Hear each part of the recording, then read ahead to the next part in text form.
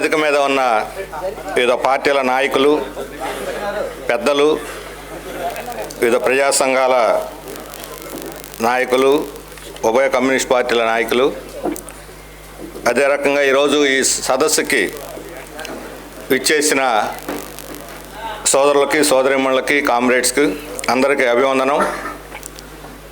మేము ఊహించిన దానికన్నా కూడా కథలకు ఎక్కువగా ఉంది. రెండు పార్టీల కార్యకర్తలు చాలా పెద్ద ఎత్తున కథలు వచ్చారు. అందువల్ల కూర్చోటానికి కూడా ఇక్కడ స్పేస్ లేదు. పక్కన బాలభవన్లో కింద టీవీ కూడా లైవ్ పెట్టున్నారు, అక్కడ కూర్చొని చూడవచ్చు. ఈ సదస్సు యొక్క లక్ష్యం, ఉద్దేశం చాలా క్లియర్గా ఉంది. ఇప్పటిదాకా మనం ఆ బీజేపీ మన రాష్ట్రానికి చేసిన విద్రోహం, ఆ బీజేపీని రాష్ట్రంలో అడుగు పెట్టకుండా తరిమి కొట్టాల్సినటువంటి ఆవశ్యకత గురించి మనం ఇప్పటికే చాలా రోజులుగా మాట్లాడుకుంటున్నాం. కమ్యూనిస్ట్ పార్టీలు మాత్రమే కాదు, బీజేపీ యొక్క ప్రమాదాన్ని గురించి రాష్ట్రం అంతా తిరిగి వివరించడంలో మన వేదిక మీద ఉన్న శోభనాద్రేశ్వరరావు గారు కానీ, శ్రీనివాస్ కానీ, అలాగే ఇక్కడ ఉన్నటువంటి పెద్దలు విజయరావు లాంటి వారు అనేక వేదికలు పెట్టి వాళ్ళు స్వతంత్రంగా ఈ రాష్ట్రానికి బీజేపీ చేస్తున్న ద్రోహం, ఇక్కడ అడుగు పెట్టకుండా వాళ్ళకి నీడ లేకుండా చేయాలని చెప్పిన వాళ్ళు ఊరూరా తిరిగి వాళ్ళు కూడా చెప్పారు. అయితే ఈ బుద్ధి జ్ఞానం ఇక్కడ ఉన్నటువంటి పాలకులకు లేదు. ఇక్కడ ఉన్నటువంటి వాళ్ళు వైసీపీ జగన్మోహన్ రెడ్డి గారు చొక్కాలు మడుస్తానంటే తెలుగుదేశం వాళ్ళు కుర్చీలు మడుస్తామంటున్నారు. వీళ్ళకి బీజేపీని మడిచేటువంటి సాహసం, దమ్ము, ధైర్యం లేదు. మీకు దమ్ము, ధైర్యం ఉంటే బీజేపీని మడతపెట్టి ఢిల్లీలో విసిరి కొట్టండి, అప్పుడు ఈ రాష్ట్రం బాగుపడుతుంది. ఇక్కడ కుర్చీలు మడత పెడతాం, చొక్కాలు మడత పెడతాం, ఈ రకమైన ఉత్తర కుమార ప్రగల్భాల వల్ల ఉపయోగంలో ఇద్దరు కలిసి రాష్ట్రాన్ని మడత పెట్టేటట్టున్నారు. అందుకని రాష్ట్రానికి ఇప్పుడు ప్రమాదం వచ్చింది. ఇప్పటిదాకా బీజేపీతో ప్రమాదం, ఇప్పుడు బీజేపీని కాగుతున్నటువంటి పార్టీలతో కూడా ప్రమాదం వచ్చింది. ఈ రాష్ట్ర ప్రజలు గత ఎన్నికల్లో పూర్తిగా తిరస్కరించారు. ఈ రాష్ట్రాన్ని ద్రోహం చేసింది బీజేపీ. ప్రత్యేక హోదా ఇవ్వలేదు, విభజన హామీలు అమలు జరపలేదు, పైగా విశాఖ ఉక్కు ఫ్యాక్టరీని ప్రైవేటీకరిస్తున్నారు, మనకి ఇవ్వాల్సిన నిధులు ఇవ్వలేదు, పోలవరం నిర్వాసితులను గాలికి వదిలేశారు, రాజధానిని గాలికి వదిలేశారు, కడప ఉక్కు ఫ్యాక్టరీని అసలు ఏమీ లేకుండా చేశారు. ఇప్పుడు హడావుడిగా ఈరోజు ప్రధానమంత్రి గారు ఐఐఎంకి, ఐఐటికి అక్కడి నుంచి బట్టలు నొక్కుతున్నాడు. ఇప్పుడు ఈయన కూడా ఆ బట్టలు నొక్కేది ఏ నుంచి ఆయన నేర్చుకున్నాడు, ఏ నుంచి ఆయన నేర్చుకున్నాడు, ఇద్దరు కలిసి నొక్కుతున్నారు. ఈ బట్టలు బాంబుల్లాగా పేలుతాయి ఆంధ్ర రాష్ట్రంలో. ఈ బట్టలు కాదు, ఇవి బాంబులు. అందుకని ఇలాంటి బాంబులు కాదు ఆంధ్రప్రదేశ్ కావాల్సింది, అభివృద్ధికరమైన ప్రణాళిక, అసమానత లేని ఒక ప్రజా ప్రణాళిక ఈరోజు ఈ రాష్ట్రానికి అవసరం. అలాంటి ప్రణాళిక ఈరోజు వామపక్షాలు మాత్రమే ఈ రాష్ట్రానికి ఇవ్వగలమని చెప్పని మేము చెప్పగలం. మనందరం చూసాం, ఈ మధ్య కార్పొరేట్ వాళ్ళు ఎన్నికల బాండ్లు అని చెప్పి రిలీజ్ చేసి వేల కోట్ల రూపాయలు పంపు చేశారు బీజేపీకి, తర్వాత ఇతర పార్టీలకి. 90% బీజేపీ వాళ్ళే ఆ నిధులన్నీ మింగేశారు. దొంగ డబ్బు, అంతా దొంగ డబ్బే. అదాని డబ్బు, అంబానీ డబ్బు, దాచుకున్న దొంగ డబ్బు అంతా బీజేపీకి అప్పచెప్పేశారు. ఈ దేశంలో ఇలాంటి కార్పొరేట్ డబ్బులు తీసుకోకుండా ఉన్నటువంటి పార్టీలు వామపక్షాలు మాత్రమే అని చెప్పి మేము గర్వంగా చెప్పగలం. కార్పొరేట్ నిధులు తీసుకునే వాళ్ళు మాత్రమే ప్రజలకు సేవ చేయగలరు. నేను ధైర్యంగా చెప్పగలను. ఈరోజు ఎన్నికల సమయంలో గవర్నమెంట్ డబ్బునంతా ప్రజలకు చేసి జగన్మోహన్ రెడ్డి గారు ఈ డబ్బంతా నాదే అని చెప్పిన జనాన్ని నమ్మించడానికి ప్రయత్నిస్తున్నాడు. ప్రజల సొమ్ముని 100 రూపాయలు వసూలు చేసి 10 రూపాయలు ప్రజలకు ఇచ్చి 90 రూపాయలు మెక్కేసి ఈ 10 రూపాయలు నాదైతేనే మీకు ఇస్తున్నానని చెప్పని ఆయన ప్రగల్భాలు, ఆయన తప్పుడు ప్రచారం చేస్తున్నాడు. తెలుగుదేశం వాళ్ళు మేము వస్తే 15 రూపాయలు ఇస్తామని పోటీలు పడుతున్నారు. అంటే మిగతా 85-90 రూపాయల గురించి ఎవరు మాట్లాడట్లేదు. అది మాత్రం వాళ్ళ జేబులో పోవాల్సిందే, దయాదాక్షిణ్యాలు. కానీ ఎన్నికల సమయంలో ప్రజల దగ్గరకు పోయి ప్రజల దగ్గర నుంచి నిధి వసూలు చేస్తున్నటువంటి పార్టీ ఈరోజు కమ్యూనిస్ట్ పార్టీ. మేము ధైర్యంగా ప్రజల దగ్గరకు పోయి ప్రజల కోసం పనిచేస్తున్నాం, మాకు నిధులు ఇవ్వండి అని చెప్పిన అడగగలిగాం. ఆ దమ్ము ఏ పార్టీకైనా ఉంది అని చెప్పని అధికార ప్రతిపక్ష పార్టీని అడుగుతున్నాం. ప్రజల కోసం పనిచేసాం కాబట్టి ప్రజల నుంచి కూడా నిధులు వసూలు చేస్తాం. ఆ ప్రజలు ఇచ్చిన నిధులతోనే మేము పనిచేస్తాం. మేము ఓట్లు కొనం, అమ్ముడు పోము. ఆ కమ్యూనిస్ట్ పార్టీని కొనగలిగిన శక్తి భూప్రపంచంలో ఎవరికి కూడా లేదు. అందుకని ఈ రాష్ట్రంలో బీజేపీనే కాదు, బీజేపీ పల్లకి మోస్తున్న పార్టీలు కూడా ఇక్కడ పునాది లేకుండా తరిమి కొడితేనే ఈ రాష్ట్రం అభివృద్ధి జరుగుతుంది. అందుకు ఒక మార్గం కావాలి. దాన్ని సమాలోచన చేయడానికి పార్టీలు సిపిఐ సిపిఎం చొరవ తీసుకుని ఇతర పార్టీల పెద్దలందరినీ ఎవరైతే ఈరోజు ఈ బీజేపీతో పాటు వైసీపీ టీడీపీకి వ్యతిరేకంగా కూడా ఉంటారో వాళ్ళందరినీ కూడా ఆహ్వానించి అందరం పరస్పరం సహకరించుకొని మనం ఫైట్ చేద్దాం ఈ తప్పుడు విధానాల మీద అని చెప్పడానికి సదస్సు నిర్వహిస్తున్నాం. అలాగే ఈరోజు మన రాష్ట్ర ముఖ్యమంత్రి గారు ఉన్నారు. ఆయన వారానికి ఒకసారి ఢిల్లీ వెళ్తారు. బహుశా ఈ దేశంలో ఏ ముఖ్యమంత్రి కూడా ఢిల్లీకి అన్నిసార్లు తిరిగి ఉండరు. కాళ్ళు అరిగిపోయేటట్టు వారానికి ఒకసారి పోతారు. చెప్పకుండా వెళ్ళిపోతాడు. రాత్రి అనుకొని వెళ్ళిపోతాడు. బీజేపీ మోడీ గారి ఆజ్ఞ లేకపోతే ఇక్కడ చీమ కూడా కదలదు. అంటే ఆ రకంగా ఇద్దరు కలిసిపోయి రాష్ట్రాన్ని నాశనం చేస్తూ ఉన్నారు. మేము ఒకటే అడుగుతున్నాం, ఇన్నిసార్లు ఢిల్లీ చుట్టూ తిరిగారు, ఏమైనా ఒక్కటి సాధించుకొచ్చారా? ఒక్కటి సాధించుకొచ్చామని చెప్పమనండి. జగన్మోహన్ రెడ్డి గారు చెప్పారు, మేము అంశాల వారి మద్దతు ఇస్తున్నాం బీజేపీకి అని. ఏ అంశంలో మీరు మద్దతు ఇవ్వలేదో చెప్పమని మేము ప్రశ్నిస్తున్నాం. మద్దతు ఇచ్చేది కాదు, ఇవ్వండి, పలానా అంశం మీద మద్దతు ఇవ్వలేదు అని చెప్పండి. అన్నిట్లో బేషరతుగా వైట్ పేపర్ మీద ఇందాక రామకృష్ణ గారు చెప్పిన బ్లాంక్ చెక్ ఇచ్చేసి ఇష్టం వచ్చిన వేసేసుకోమని చెప్పని మోడీకి రాసి ఇచ్చినటువంటి ఘనత జగన్మోహన్ రెడ్డిది. అందుకని జగన్మోహన్ రెడ్డి గారు మోడీకి తాకట్టు పెట్టి ఈ రాష్ట్రంలో తప్పుడు విధానాలు అన్నీ కూడా అమలు జరుపుతూ ఉన్నారు. అలాంటి జగన్మోహన్ రెడ్డికి అధికారంలో కూర్చునేటువంటి అర్హత లేదు. ఈ 5 ఏళ్లలో 2,28,000 కోట్ల రూపాయలు పంచాయని జనానికి అంటున్నాడు. మేము అడుగుతున్నాం, 2,28,000 కోట్ల రూపాయలు డైరెక్ట్గా వాళ్ళ బ్యాంక్ అకౌంట్లో వేశారు. వాళ్ళ జేబుల్లో నుంచి ఎంత లాక్కున్నారో చెప్పండి. అది కదా చెప్పాలి. మనం ఏదైనా కార్పొరేట్ మాల్ దగ్గరికి వెళ్తే ఒక 1000 రూపాయలకు వస్తువులు కొన్నాం అనుకో, మాల్లో ఒక 10% డిస్కౌంట్ ఇచ్చి మా దగ్గర మీరు వస్తువులు కొన్నందువల్ల మీకు 100 రూపాయలు లాభం అని రాస్తాడు కింద. మీరు ఎవరైనా మాలుకు పోయి కొంటే తెలుస్తుంది. అంటే మనం కొనదాని వల్ల వాళ్ళకి ఎంత లాభం వచ్చిందో రాయడు. లాభం లేకుండా నష్టపోయి మనకు సరుకులు అమ్ముతున్నాడా? జగన్మోహన్ రెడ్డి గారు ఇంత ప్రజలకు నేను వాళ్ళ అకౌంట్లో వేసానని చెప్పాను, జనం జేబుల్లో నుంచి ఎంత లాక్కున్నాడు? ఈ 5 ఏళ్లలో 10 లక్షల కోట్ల రూపాయలని జనం జేబుల నుంచి లాక్కున్నారు. కాదా అవునా చెప్పాలని చెప్పి అడుగుతున్నాను. ఈ డబ్బంతా కక్కుతారా లేదా? 10 లక్షల కోట్ల రూపాయలు మెక్కి 2.5 లక్షల రూపాయల కోట్లు జనానికి ఇచ్చి మేము చాలా ఉద్ధరించామని చెప్తే ఇక్కడ జనం ఈ రాష్ట్రంలో ఎవడైనా ప్రశ్నించడానికి లేదు, విమర్శించడానికి లేదు, ఉద్యమించడానికి లేదు, భిన్నాభిప్రాయం చెప్పడానికి లేదు. మొత్తం ఒక నిర్బంధము, నిరంకుశమైనటువంటి పరిపాలన ఈ రాష్ట్రంలో సాగిస్తూ ఉన్నాడు. అది మోడీ యొక్క మద్దతుతోనే, మోడీ యొక్క కనుసన్నల్లోనే ఈ నిర్బంధ పరిపాలన, నిరంకుశ పరిపాలన ఈ రాష్ట్రంలో జరుగుతున్నది. ప్రతి ఇక్కడ ఉన్నటువంటి రైతులకు తెలుసు, కూలీలకు తెలుసు, కార్మికులకు తెలుసు, ఉద్యోగులకు తెలుసు, మహిళలకు తెలుసు. తాజాగా చారిత్రాత్మక సమ్మె చేసినటువంటి అంగన్వాడీలు, ఆశాలు ఇలాంటి శ్రామిక మహిళలకు ఇంకా బాగా తెలుసు. మాట మీద నిలబడతా ఉన్నారు. ఏ మాట మీద నిలబడ్డారు ఆయన? ఒక్క మాట మీద అంటే ఆ మాట మీద నిలబడలేదు. మాట మీద నిలబడ్డాననే మాటను కూడా తప్పేశారు ఆయన. అందుకనే మోడీ పల్లకి మోస్తున్న ఈ పార్టీకి కుర్చీలో కూర్చొని అర్హత లేదు అని చెప్పదలుచుకున్నాం. అలాగే చంద్రబాబు నాయుడు గారు 2019 ఎన్నికల్లో దేశం అంతా తిరిగి బీజేపీ విద్రోహాన్ని ధర్మదీక్ష పేరుతోటి ఎండగట్టాడు. ఎన్నికలు అయిపోయినాయో లేదో నోటికి తాళం వేసుకొని బెరడా బిగుచుకొని కూర్చున్నాడు. ఆ రోజు నుంచి ఈ రోజు దాకా బీజేపీ మీద ఒక మాట అంటే ఒట్టు. అంటే ఈ రాష్ట్రానికి జరుగుతున్న ద్రోహం కనిపించలేదా మీకు? ఇక్కడ మోడీ చేసే విద్రోహం కనిపించలేదా? ఈ రాష్ట్రాన్ని చిన్నాభిన్నం చేస్తున్నారు, అది కనిపించలేదా? ఒక్క మాట అంటే ఒక్క మాట అంటానికి ఎందుకని మీకు భయం వేస్తున్నది? మోడీని విమర్శించాలంటే ఈ నాయకులకు చెడ్డీలు ఉచ్చబడుతూ ఉన్నాయి. తెలుగు ప్రజల యొక్క ఆత్మ గౌరవాన్ని ఢిల్లీ పాలకుల మోకాళ్ళ ముందు తాకట్టు పెట్టారు. అలాంటి వాళ్ళకు రేపు మాకు అధికారం ఇవ్వండి అని అర్హత ఉందని అడుగుతున్నాను. ఏం చేస్తారు రేపు మీరు వస్తే? నేను ఒకటి అడుగుతున్నాను, జగన్మోహన్ రెడ్డి గారికి చంద్రబాబు నాయుడికి ఏమిటి తేడా? మీ ఇద్దరు ఎందులో గొప్ప?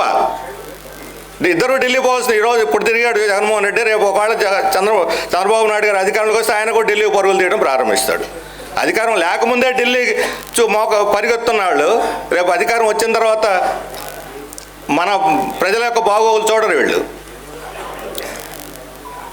వీళ్ళు మేము వస్తే అది చేస్తాం, ఇచ్చేస్తాం, పోటీలు పడి 100 ఇస్తామంటే మేము 150 ఇస్తామని చెప్పడం తప్ప నిర్దిష్టంగా ఇదిగో ఈ రాష్ట్రాన్ని మేము చేస్తాం. విశాఖ ఉక్కు ఫ్యాక్టరీ, ఇక్కడ లక్ష్మీనారాయణ గారు ఉన్నారు, మన సిఐటి నాయకులు ఉన్నారు, విశాఖ ఉక్కు ఫ్యాక్టరీ ప్రైవేటీకరణ చేస్తూ ఉంటే ఈరోజు తెలుగుదేశం పాత్ర ఏమిటి? నువ్వు వాళ్ళతోటి ఒప్పందం చేసుకోకపోతానికి వెళ్తున్నారట రేపు ఢిల్లీకి. ఈ ఆల్రెడీ ఒక రహస్య ఒప్పందం అయిపోయింది, బహిరంగపరుస్తారు. ఇక మీరు అమిత్ షానో మోడీనో కలిసినప్పుడు విశాఖ ఉక్కు ఫ్యాక్టరీ ప్రైవేటీకరిస్తే మేము మీతో కలము, లేదా ప్రత్యేక హోదా ఇవ్వకపోతే మేము మీతో కలము అని చెప్పగలిగిన దమ్ము ధైర్యం మీకు ఉందని అడుగుతున్నాను. రాష్ట్ర ప్రయోజనాలు పట్టవా మీకు? రాష్ట్రం కోసమే అధికారం అన్నారుగా. ఈ కాకుండా ఏమిటి రాష్ట్రం కోసం మీరు చేసేది? రాష్ట్ర ప్రయోజనాలను వాళ్ళకు పణంగా పెట్టి ఏ రకంగా మీరు ఉద్ధరిస్తారని అడుగుతున్నాను. రాజధాని రైతులు పాపం చాలా అమాయకులు, పోరాడుతూ ఉన్నారు. వాళ్ళ శక్తి కొద్దీ పోరాడుతున్నారు. ఆ రోజు 1000 ఎకరాలు తీసుకున్నారు, స్పెక్యులేషన్, రియల్ ఎస్టేట్ స్పెక్యులేషన్ చూపెట్టి భూతద్దంలో వీధులు పాలైపోయింది. ఎవరు దీని పాపానికి కారణం?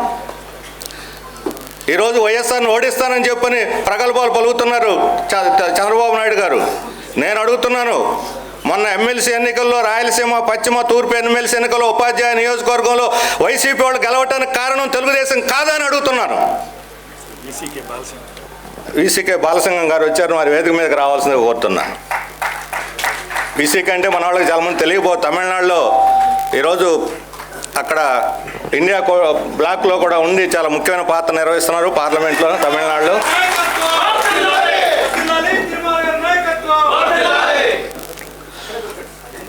అందువల్ల ఊరినే మాటలు చెప్పటం కాదు, కుర్చీలు మడవటం కాదు, ఈ రాష్ట్ర అభివృద్ధికి కేంద్రంతో పోరాడి నిధులు తెస్తారా లేదా ఆ విషయంలో రాష్ట్ర ప్రజలకు మీరు హామీ ఇవ్వకుండా కేంద్రానికి లొంగిపోయే వాళ్ళు తొత్తులుగా మారితే మీ కుర్చీలు కూడా మడత పెడతారు ప్రజలను తెలుగుదేశం వాళ్ళు కూడా చెప్పదలుచుకున్నాను. అందుకని తెలుగుదేశం జనసేన ఆల్రెడీ అయోమయం, గందరగోళం. ఏ రోజు ఏం మాట్లాడతారో, ఏ రోజు ఎక్కడ ఉంటారో, ఏ రోజు ఏం చెబుతారో వాళ్ళకే తెలియదు, వాళ్ళ కార్యకర్తలకు తెలియదు. పాపం వాళ్ళ అయోమయంలో కొట్టుమిట్టాడుతున్నారు. ఈ 2 కూటములు కలిసి రేపు రాష్ట్రాన్ని ఉద్ధరిస్తామని చెబుతున్నారు.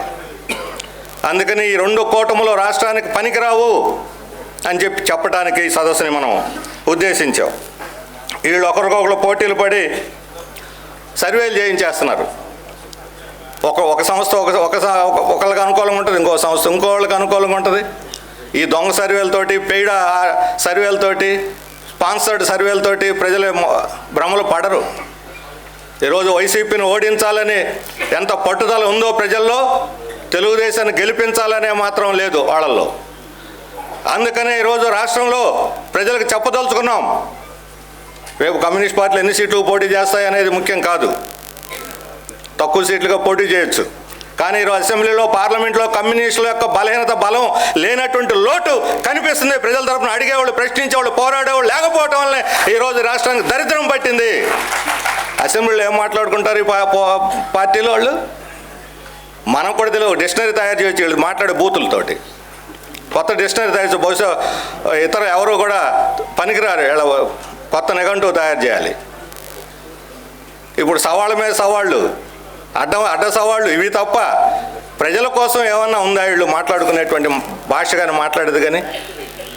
అందుకని ప్రజల కోసం పోరాడేవాళ్ళు ఒక్కడున్న చిచ్చురు పెడగలాగా అసెంబ్లీలో నిలదీసి పాలకుల్ని ఎలుగెత్తి చాటేటువంటి పార్టీ ప్రతినిధులు కావాలి. వామపక్షాల ప్రాతినిధ్యం అసెంబ్లీలో, పార్లమెంట్లో ఉంటేనే పోరాడే ప్రజల యొక్క హక్కుల కోసం నిలబడి తెగించి తేల్చుకుంటాం. ఈరోజు వైసీపీ ప్రభుత్వం కాదు, బీజేపీ కాదు, ఎవరిని చూసి భయపడుతున్నది? ప్రతిపక్షాలను చూసి కాదు, ఇక్కడ తెలుగుదేశాన్ని చూసి భయపట్టాలా. వాళ్ళు భయపడుతుంది ప్రజా ఉద్యమాలను చూసి, ఎర్ర జెండాను చూసి భయపడుతున్నారు.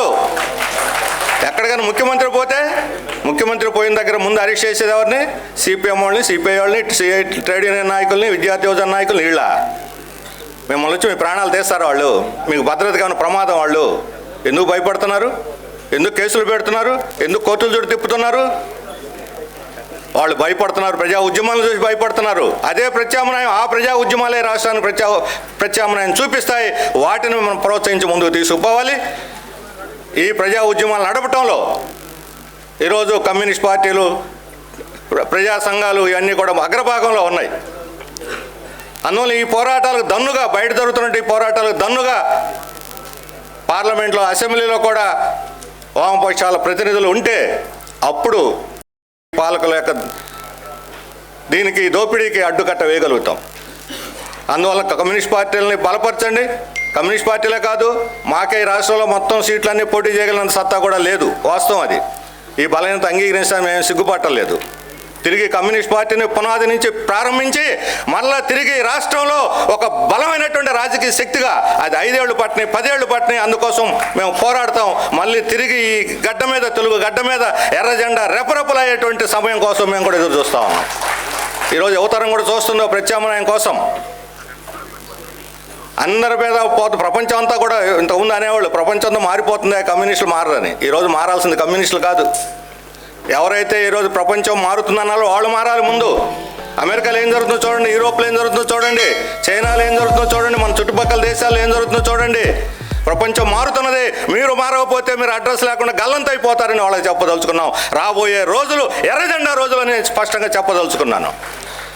అందుకని మనం ఈ వేదిక మీద నుంచి మా మిత్రులు లౌకికవాదం మీద కట్టుబడి ఉన్నటువంటి వాళ్ళు, ప్రజాస్వామ్య విలువల కోసం కట్టుబడి ఉన్నవాళ్ళు, ఈరోజు బీజేపీ మతోన్మాదానికి వ్యతిరేకంగా నిర్బంధాలను ఎదిరించి పోరాడుతున్న వాళ్ళు మిత్రులు, ఇక్కడ ఇండియా బ్లాక్లో ఉన్నటువంటి పార్టీలన్నీ కూడా ఉన్నాయి. దేశవ్యాప్తంగా బీజేపీని వణికిస్తున్నటువంటిది ఇండియా బ్లాక్.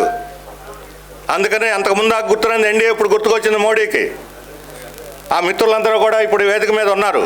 ఈ రాష్ట్రంలో ప్రత్యేకంగా మన జేడి లక్ష్మీనారాయణ గారి పార్టీ ఉన్నది, ఆర్పీఐ ఉన్నది. ఈ పార్టీలన్నీ మన రాష్ట్రంలో ఉన్నటువంటి పార్టీలు ఉన్నాయి. ఇంకా కొన్ని పార్టీలు ఈ మధ్య వచ్చిన వాళ్ళందరూ కూడా వేదిక మీద ఉన్నారు. అందరి పేర్లు నేను చెప్పడం లేదు. కాబట్టి అందరూ సహకరించుకొని పరస్పరం ఈ శక్తుల్ని రాకుండా చేయాలని చెప్పని అనుకుంటే, ఒకరొకరు సహకరించుకుంటే ఖచ్చితంగా ప్రజలకు మరో మార్గం చూపెట్టగలం. ఆ విశ్వాసంతోనే సిపిఐ సిపిఎం ఈ సదస్సు నిర్వహిస్తున్నది. ఈ సదస్సుకు హాజరైనటువంటి మీ అందరూ కూడా నేను ధన్యవాదాలు తెలియజేస్తూ, చివరగా మీడియాకు కూడా నేను విజ్ఞప్తి చేయదలుచుకున్నాను. ఈరోజు మీడియా కూడా చీలిపోయింది. వామపక్షాల వైపు కూడా చూడమని విజ్ఞప్తి చేస్తున్నాను. వాళ్ళకి అటు ఇటు ఆ చెంప ఈ చెంప వాయించేస్తున్నారు వాళ్ళు కూడా. అందుకని ఇప్పుడు వాళ్ళిద్దరూ కలిసి ఏళ్ళ చెంప కూడా వాయిస్తున్నారు. నిన్న దారుణమైనటువంటి దాడి మనం అనంతపురంలో రాప్తాళ్ళు చూసాం. విలేకరు మీద, ఫోటోగ్రాఫర్ మీద, కృష్ణ ఫోటోగ్రాఫర్ మీద నిన్న విలేకరులందరూ కూడా రాష్ట్రం అంతా కూడా నిరసన తెలియజేశారు. అన్ని రాజకీయ పార్టీలు ఖండించాయి. ఈ సదస్సు కూడా ఆ దాడిని ఖండిస్తున్నాం. జర్నలిస్టులకు రక్షణ కల్పించాలని చెప్పి మేము డిమాండ్. నోరెత్తి మాట్లాడే జర్నలిస్టులు కూడా రక్షణ లేకపోతే మీకేమైనా కోపదాపాలంటే వాళ్ళ యజమానులు మీరు చూసుకోండి. కానీ జర్నలిస్టులు ఏం చేశారు? వాళ్ళు ఉద్యోగులు, వాళ్ళ కర్తవ్యం, వాళ్ళ ధర్మం వాళ్ళు నిర్వర్తిస్తున్నారు. అందుకని మేము యజమానులకు కూడా చెబుతున్నాం, జర్నలిస్టులు మీరు బలి చేయొద్దు. అధికార పార్టీ మతంతో ఈరోజు జర్నలిస్టుల మీద దాడి చేస్తే రేపు పొద్దున మీ గొంతు నొక్కుతుంది ఆ మీడియా అని చెప్పి వాళ్ళకు కూడా చెప్పదలుచుకున్నాం. మీడియాని అందరూ గౌరవించాలి, మీడియా కూడా అందరిని గౌరవించాలి. అందుకని మీడియాకి నేను చేస్తున్న విజ్ఞప్తి ఏంటంటే, ఈ రాష్ట్రానికి వామపక్ష ఉద్యమం అవసరం ఉంది. మీకు రక్షణగా నిలబడేది వామపక్ష ఉద్యమే. వాళ్ళు వీళ్ళు ఇద్దరి మధ్య నలిగిపోతూ ఉంటే మీకు అండగా నిలబడేది వామపక్ష ఉద్యమే. అందుకని వామపక్ష ఉద్యమానికి కూడా మీరు కొంత స్పేస్ ఇచ్చి మా ప్రణాళికల్ని, మా విధానాలను కూడా ప్రజల్లో తీసుకుపోవడానికి సహకరించాలని చెప్పి వారికి కూడా విజ్ఞప్తి చేస్తూ, ఈరోజు సదస్సుకు హాజరైనటువంటి మీ అందరికీ, మీడియా మిత్రులకు, పెద్దలకు, వేదిక మీద ఉన్న పార్టీల నాయకులు అందరికీ కూడా పేరు పడిన ధన్యవాదాలు తెలియజేస్తూ ఈ తీర్మానం మీ ముందు పెడుతున్నాను. అందరూ మాట్లాడిన తర్వాత చివరిలో దీన్ని మీ ఆమోదానికి పెడతాం. ధన్యవాదాలు.